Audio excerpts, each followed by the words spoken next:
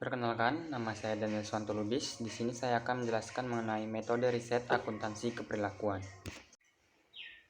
Yang pertama yaitu, apa yang dimaksud dengan riset?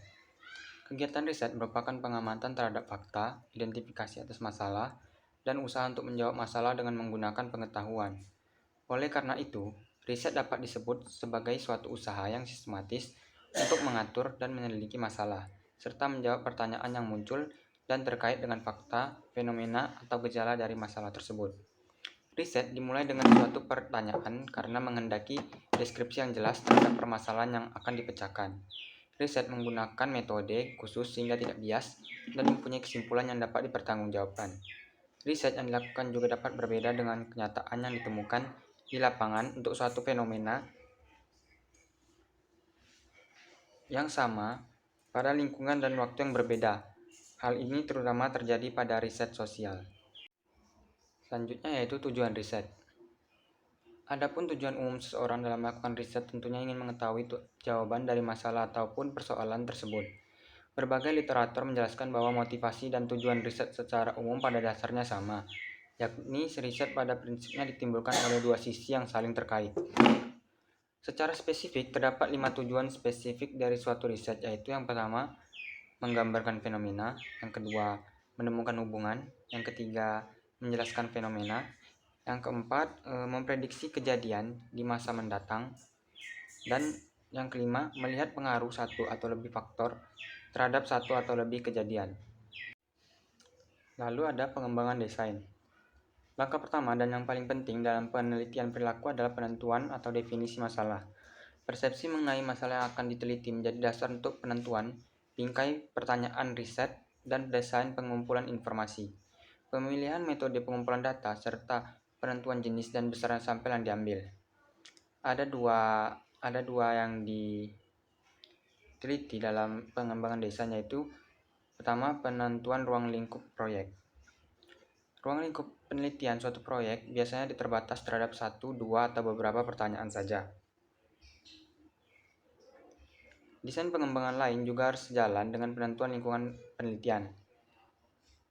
Aspek lain dari suatu desain adalah menentukan populasi, menspesifikasikan informasi yang dibutuhkan, memilih dan mengumpulkan data serta metode yang digunakan sekaligus anggaran.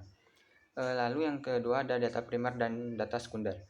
Sumber data penelitian merupakan faktor penting yang menjadi pertimbangan dalam penentuan metode pengumpulan data.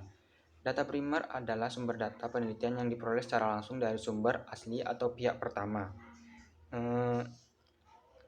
Data primer dapat berupa pendapat subjek penelitian, baik secara individu maupun kelompok, hasil observasi terhadap suatu benda, kejadian atau kegiatan, dan hasil pengujian. Sedangkan data sekunder adalah sumber data penelitian yang diperoleh peneliti secara tidak langsung melalui media perantara. Data sekunder pada umumnya berupa bukti, catatan, atau laporan historis yang telah tersusun dalam arsip baik yang dipublikasikan dan yang tidak dipublikasikan. Selanjutnya, validitas dan keandalan.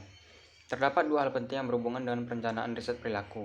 Hal pertama diukur berkaitan dengan hal-hal yang salah atau validitas, dan hal kedua diukur berkaitan dengan hal-hal yang tidak representatif atau keandalan. Dua hal tersebut dinilai dengan menggunakan validitas dan keandalan. Validitas mengacu pada lingkup yang diukur pada kenyataan. Peneliti ingin melakukan pengukuran dan apa yang diukur seharusnya berkaitan dengan masalah risetnya.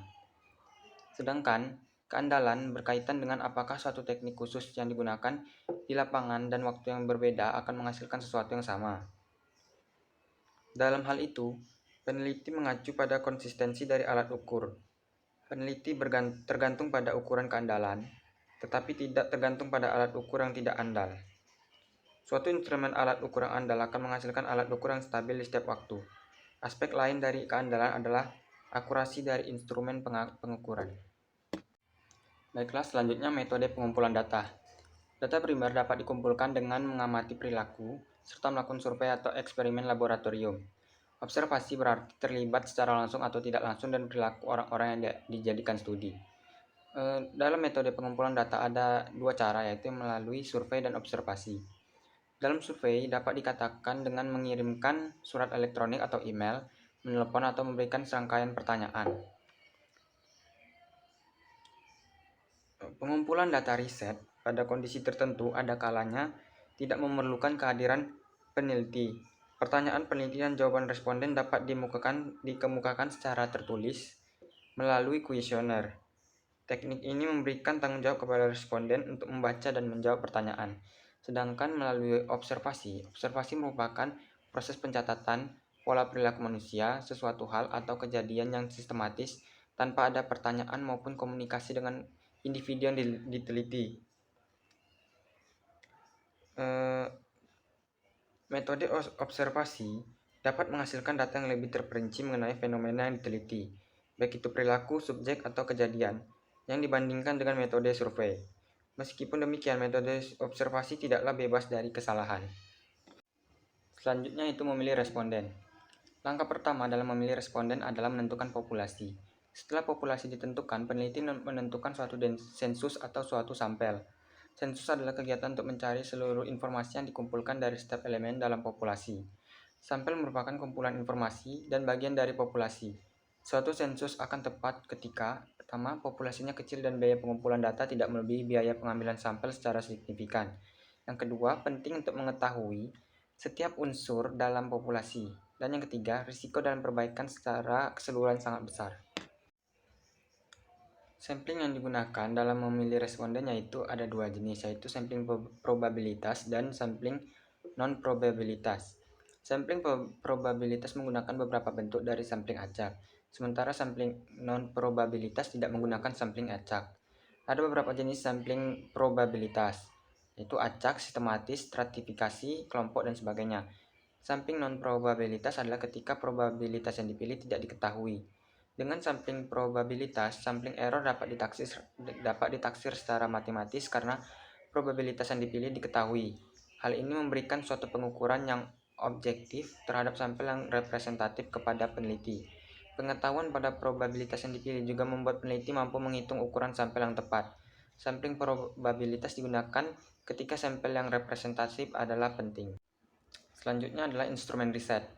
Pengembangan kuesioner atau pencarian instrumen merupakan langkah lain yang penting dalam proses riset. Kuesioner harus sesuai dengan responden dan didesain secara menarik sehingga responden tertarik untuk menjawab kuesioner tersebut, yang pada hakikatnya bertujuan meningkatkan tingkat respon, validitas, dan keandalan data. Yang pertama, menjamin kerjasama responden. Desain kuesioner yang baik sangat bermanfaat jika responden tidak bersikap kooperatif terhadap peneliti yang menghendaki informasi. Rendahnya tingkat kerjasama atau tingkat respon menyulitkan peneliti untuk melakukan generalisasi sampel terhadap populasi. Jika hal ini terjadi, maka pertanyaan selanjutnya mengacu pada apakah sikap responden berbeda jika desain kuesionernya berbeda. Yang kedua, menjamin validitas dan keadilan jawaban. Para peneliti seharusnya menentukan dasar keinginan informasi dan memilih format pertanyaan yang akan menyediakan informasi dengan sedikit pembatasan terhadap responden. Pernyataan yang dapat bersifat terbuka atau open-ended atau sudah ditentukan kemungkinan jawabannya atau close-ended. Manfaat dari format pertanyaan ini termasuk memudahkan jawaban dari para responden dan memudahkan tabulasi dan penjelasan dari peneliti. Lalu yang terakhir adalah analisis data dan persiapan pelaporan. Analisis data dilakukan setelah peneliti mengumpulkan semua data yang diperlukan dalam riset. Peneliti biasanya melakukan beberapa tahap persiapan data untuk memudahkan proses analisis data. Pemanfaatan berbagai alat analisis sangat bergantung pada jenis riset dan data yang diperoleh. Ketersediaan alat analitis memberikan gambaran bahwa satu alat analitis dengan alat analisis lainnya dapat dengan saling bergantian dimanfaatkan, dari terkadang hanya ada satu alat analisis yang dapat digunakan. Baiklah, sekian dari saya. Terima kasih.